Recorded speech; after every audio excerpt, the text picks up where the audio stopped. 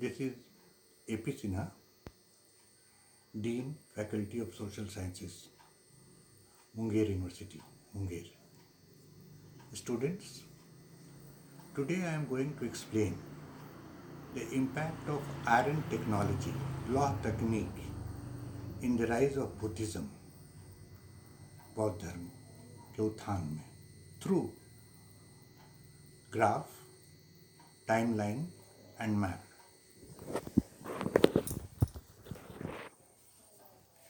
यह भारत का एक रफ टाइम ग्राफ है जिसमें एक तरफ बीसी है और इधर एडी। इस टाइम ग्राफ में बुद्धिज़्म और जैनिज़्म को 600 ईसा पूर्व के आसपास दिखाया गया है। यह भारत के मानचित्र का एक रफ चित्र है जिसमें यह नेपाल है, कपिलवस्तु, लुम्बिनी, बोधगया, सारनाथ, कुशीनगर इत्यादि को दर्शाया गया है। जैसा हम जानते हैं कि बौद्ध धर्म के संस्थापक गौतम बुद्ध का जन्म 566 या 563, यह क्वेश्चन मार्क इसलिए है कि कोई उस समय खड़ा नहीं था कलम कागज लेकर। इनका जन्म कपिलवस्तु के समीप लुम्बिनी ग्राम में हुआ था। गौतम बुद्ध को सच्चा ज्ञान बोध गया में प्राप्त होता है और इन्होंने अपना पहला उपदेश वाराणसी के निकट सारनाथ में दिए। इनका देहांत कुशीनगर में 483 ईसा पूर्व में हुआ। बौद्ध धर्म में अहिंसा, नॉन वायलेंस और मध्यम मार्ग, मिडिल पाथ पर अत्यधिक जोर दिया गया। कृषि, व्यवसाय, वाणिज्य, सिक्के का प्रयोग, सूद पर लेन देन को बौद्ध धर्म में प्रश्रय मिला। 12वीं शताब्दी तक बौद्ध धर्म भारत के बाहर चीन और दक्षिण पूर्व एशिया, थाईलैंड, मलेशिया, इंडोनेशिया, जावा, सुमात्रा, मध्य एशिया, तिब्बत तक पहुंच गया था।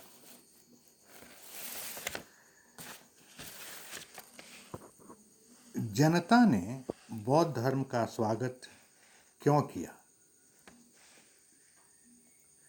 भारत में उत्तर वैदिक काल, ये भारत में उत्तर वैदिक काल है, 1000 से 600 ईसा पूर्व में, विशेषकर गंगा यमुना द्वाब के क्षेत्र में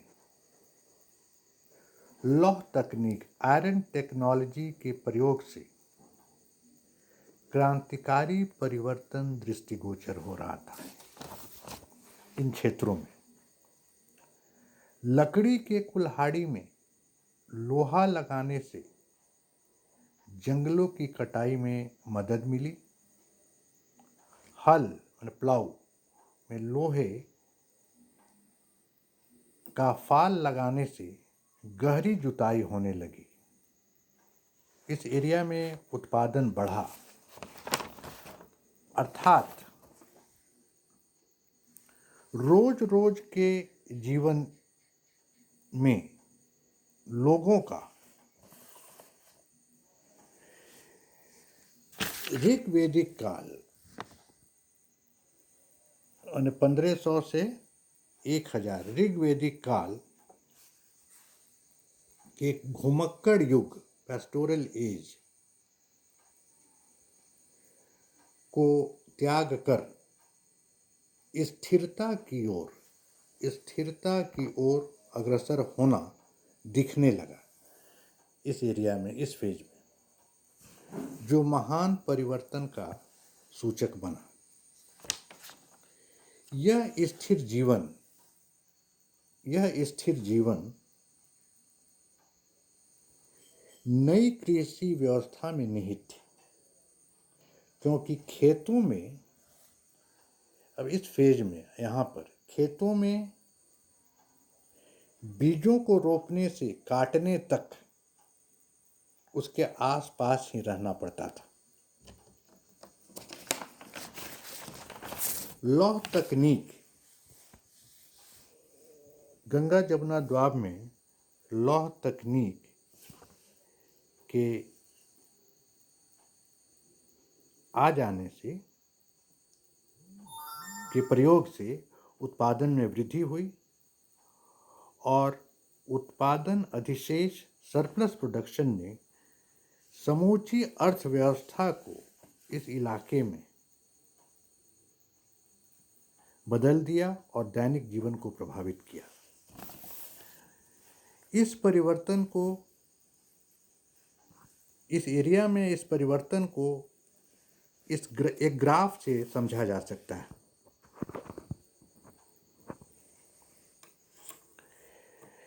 अगर यह जमीन का टुकड़ा है, किसी किसान के पास 5 कट्ठा जमीन है और जब वह लकड़ी के हल से खेतों की जुताई करता था तो हल की जुताई होती थी, हल्की जुताई थोड़ी दूर तक जाता था, और इससे वह 5 मन उत्पादन करता था। अनाज का उत्पादन 5 मन। साल भर में वह अगर 5 मन खाया, खपत हुआ उसका, तो बचेगा शेष 0, कुछ नहीं। जब वही किसान अपने खेत में लोहे का फाल लगा हुआ हल का इस्तेमाल करने लगा तो जुताई गहरी हुई उसी 5 कट्ठा खेत में, और गहरी होने से अच्छी जुताई हुई, उत्पादन 50 मन हो गया। वह 50 मन उत्पादन के बाद वो खाया 5 मन ही और 45 मन बच गया शेष। सभी किसान अपना बचा हुआ शेष अनाज सुरक्षा के दृष्टिकोण से एक निश्चित जगह पर रखने लगे, जिससे विकास हुआ किन किन चीज़ों का? गोदाम, लेन देन, सूद, व्यापार, बैंकिंग, नगरों का उदय हुआ। इसका पाली टेक्स्ट में काफ़ी उल्लेख है नए नगरों का: चंपा, राजगिरी, वैशाली, वाराणसी, कौशाम्बी, कुशीनगर, श्रावस्ती, पाटलिपुत्र इत्यादि का। इस नई जीवन शैली में पशुधन का महत्व था।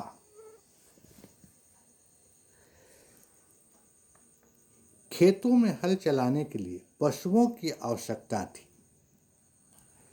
किंतु ऋग्वैदिक काल की परंपराओं में यज्ञ और बलि प्रथा की प्रधानता थी, जिससे बड़ी संख्या में पशुधन का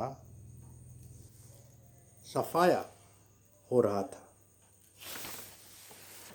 अब इस इलाके में नई आर्थिक व्यवस्था में पशुधन का महत्व बढ़ा, लेकिन पुरानी परंपराओं जो अभी चल रही थी उसमें पशुधन का सफाया हो रहा था।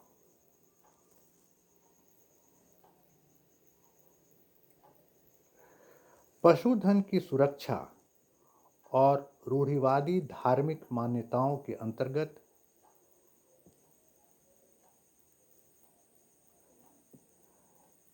में मेल नहीं हो सकती थी। 600 ईस्वी ईसा पूर्व का समाज कृषि आधारित नई व्यवस्था के लाभ को बरकरार रखने के लिए धार्मिक मान्यताओं और कर्मकांडों में परिवर्तन के लिए इस इलाके में स्वतः तैयार होने लगा। गौतम बुद्ध द्वारा प्रतिपादित बौद्ध धर्म में अहिंसा पर विशेष बल देने से कृषक, व्यवसायी, व्यापारी को राहत मिली।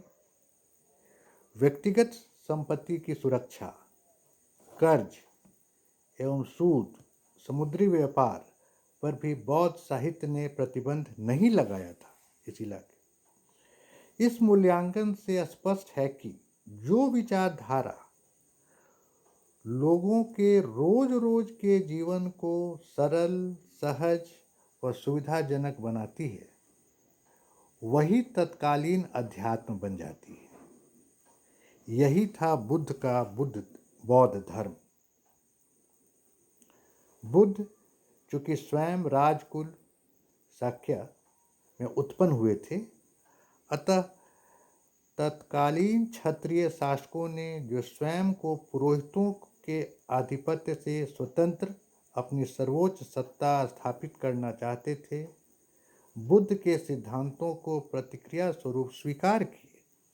इस इलाके और कृषि आधारित आर्थिक व्यवस्था में लौह तकनीक, आयरन टेक्नोलॉजी और पशुधन का समर्थन किए।